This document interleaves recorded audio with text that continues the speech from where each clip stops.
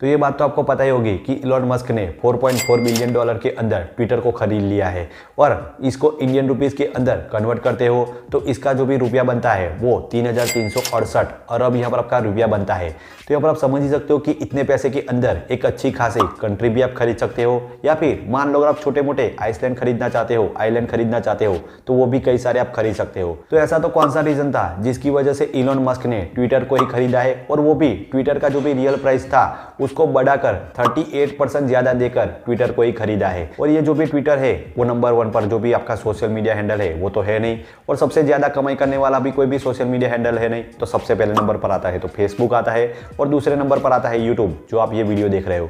तो किस रीजन की वजह से इलॉन मस्क ने 44 बिलियन डॉलर देने के बाद ट्विटर को ही खरीद लिया है? तो वो 4 रीजन बताते हैं उसके पीछे, खरीदने के पीछे, और उसके पीछे मैं आपको 4 रीजन ऐसे स्ट्रांगली बताने वाला हूं जिसकी वजह से उन्होंने ट्विटर को खरीद लिया है। तो वीडियो थोड़ी इन्फॉर्मेटिव और नॉलेजेबल होने वाली है, तो वीडियो को अंत तक जरूर देखना, और अगर वीडियो को बार देख रहे हो तो वीडियो को लाइक कर देना, साथ ही साथ चैनल को सब्सक्राइब भी कर देना। तो चलो बढ़ते हैं वीडियोस की तरफ। तो इलॉन मस्क सबसे पहला रीजन तो यही बताते हैं कि मान लो अगर आप कुछ भी यहाँ पर आप बोलना चाहते हो, लिखना चाहते हो तो यहाँ पर आप लिख सकते हो। तो उसके ऊपर उन्होंने एक ट्वीट भी किया था कि यहाँ पर आपको फ्रीडम ऑफ स्पीच मिलनी ही चाहिए, यहाँ पर आप जो बोलना चाहते हो यहाँ पर आपको बोलना ही चाहिए। तो ये रीजन की वजह से वो ट्विटर खरीदना चाहते हैं। दूसरा रीजन तो ये है कि जितने भी फेक अकाउंट है और जितने भी बोट है या फिर कोई भी ऐसा अकाउंट है जो चालू नहीं है वो अब से बंद कर दिया जाएगा, रिमूव कर दिया जाएगा।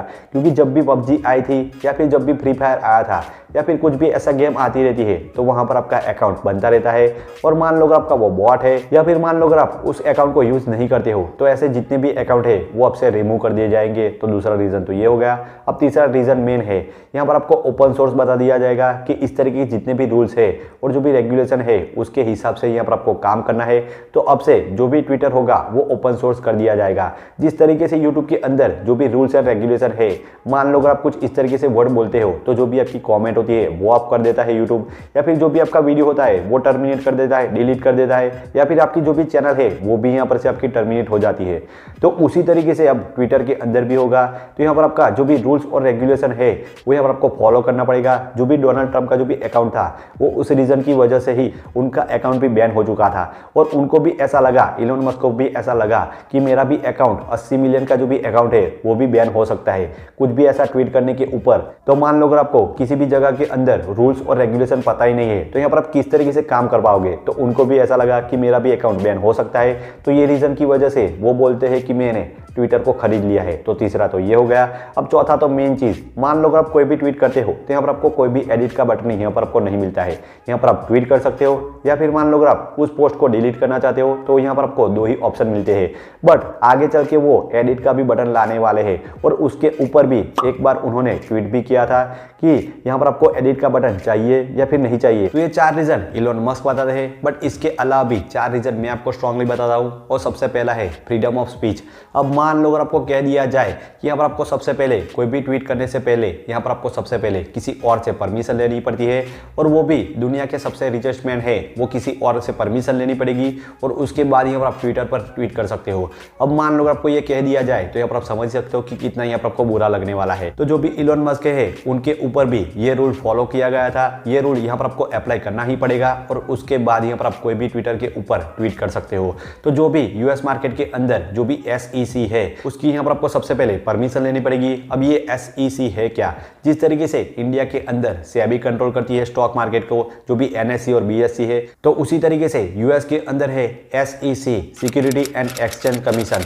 तो मान लो अगर आपको ये कह दिया जाए कि यहाँ पर आपको सबसे पहले परमिशन लेनी है और उसके बाद ही यहाँ पर आप कोई भी ट्वीट कर सकते हो, तो सबसे पहला रीजन तो स्ट्रांगली यही हो गया। यहाँ पर आपको कोई भी परमिशन लेनी ना पड़े ट्विटर से, या फिर कोई भी आपका SEC हो गया, तो उस रीजन की वजह से ही इलॉन मस्क ने ट्विटर को खरीद लिया है। तो सबसे पहला रीजन तो यही हो गया स्ट्रांगली। दूसरा रीजन ये है कि यहाँ पर आपका जो भी यूएस का मार्केट है वो फ्लक्चुएशन होता रहता है। अब मान लो आप कोई भी ट्वीट करते हो और वहां पर आपका जो भी मार्केट है, जो भी आपका स्टॉक मार्केट है, वो यहाँ पर आपका फ्लक्चुएशन होता रहता है। अब मान लो आप कोई भी ट्वीट करते हो और उसके ऊपर यहाँ पर आपका जो भी स्टॉक का प्राइस है वो बढ़ता है, और जैसे आप ट्वीट करते हो तो यहाँ पर आपका घटता है। तो मैं आपको उसके 2 रीजन बताता हूँ। एक तो सबसे पहला जो भी डॉज कॉइन था, तो जैसे ही इलोन मस्क ने जैसे ही वो ट्वीट किया तो जो भी डॉज कॉइन था उसका जो भी प्राइस था वो 13% या 14% बढ़ गया। और जैसे ही वो किसी और रीजन की वजह से उन्होंने फिर से ट्वीट किया तो जो भी उनका जो भी प्राइस था, स्टॉक का जो भी प्राइस था वो 35% से गिर गया। और उसी तरीके से बिटकॉइन के अंदर भी ऐसा हुआ था। तो सबसे पहले ट्वीट किया तो उनका जो भी प्राइस था वो बढ़ गया, और जैसे ही उन्होंने फिर से कुछ रीजन की वजह से उन्होंने ट्वीट किया तो उनका जो भी प्राइस था बिटकॉइन का वो धड़म से गिर गया। तो यहाँ पर आप समझ ही सकते हो कि मान लो अगर आप खरीद लेते हो और यहाँ पर आपको कोई भी परमिशन लेने की जरूरत नहीं है, और यहाँ पर आप जितने भी ट्वीट करना चाहते हो यहाँ पर आप करना चाहते हो तो आप कर सकते हो। तो यहाँ पर आप समझ ही सकते हो कि कितना यहाँ पर आप मार्केट को फ्लक्चुएट कर सकते हो, और जितना भी आप पैसा बनाना चाहते हो यहाँ पर आप बना सकते हो। तो दूसरा रीजन तो ये हो गया।